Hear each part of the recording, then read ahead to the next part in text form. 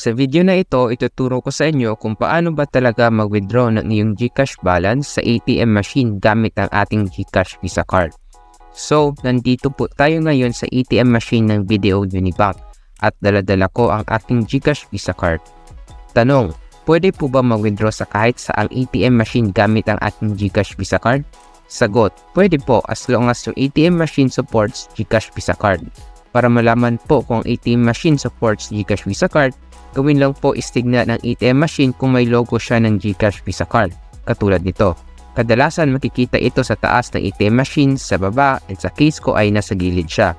Note nga pala may bayad na 18 pesos sa pag-withdraw sa ATM machine at 1 peso for balance inquiry, which normally nagte-text naman si GCash para ipaalam sa'yo deduction ng iyong balance. Tulad nito, nag-text si GCash na pinawasan daw ng 1 peso balance ko nung nag-balance inquiry ako. At second text naman is yung nag-withdraw ako ng 500 kung saan 518 pesos na deduct sa GCash balance ko kasi 500 na withdraw money plus 18 na fee.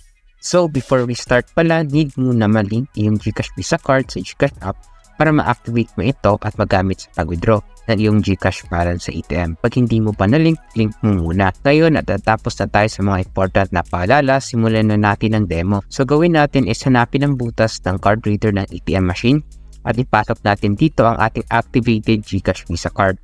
Sa pag-insert pala, dapat nauuna ang chip na part ng card tulad ng ginagawa ko sa video. Pagkatapos natin ma-insert, makikita natin ito sa screen. Hintay ka lang hanggang mag-appear ang option na withdraw cash, check balance, at send money option. Gawin mo is i-click ang withdraw cash na option. Pagkatapos dito bandam, gawin lang ninyo is click ang yes button. Pagkatapos nakikita mo itong savings, current, at credit card. So since yung GCash account natin is under savings account, click natin yung savings. Then makikita mo itong mga different denomination ng perang pwede mong i-withdraw. So kung wala sa option sa screen ang amount na gusto mong i-withdraw, click enter other amount, tapos ilagay mo ang amount na gusto mong i-cash out. Note, bills lang po ang pwede ma-cash out sa ATM.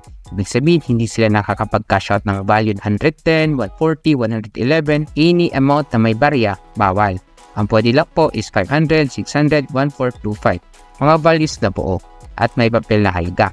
Dagdag paalala, ang minimum amount pala na pwedeng withdraw ng ATM machine is 100.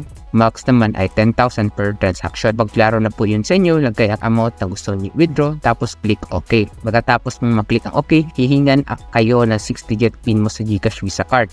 Note, magkaiba ang PIN sa iyong GCash app at GCash Visa Card.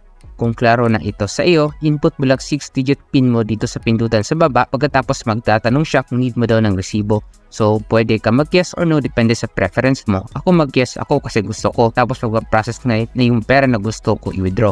Tapos, hintay-hintay lang saglit hanggang makita mo yung please take your card na notification sa screen. Kapag nakita mo na yan, kunin mo yung GCash Visa Card mo na pinasok mo kanina sa ATM machine at tumingin sa may banda baba ng ATM at lalabas na ang pera mo doon. Tulad nito. Tapos kapag nag-guess ka naman sa resibo kanina, lalabas ang resibo dito banda ng Video ATM machine. Yun lang, diba? So if natulungan ka ng video ito and gusto mo rin matutunan paano mag-activate ng yung GCash Visa Card, may tutorial ako para dyan, click mo lang ito. O di kaya gusto mo rin matutunan paano bumili ng yung sariling GCash Visa Card, may tutorial din ako para dyan, click mo lang ito. So if gusto mo pa ng more videos like this, don't forget to like and subscribe for more videos like this. Yun lang, see you in my next video. Let's go!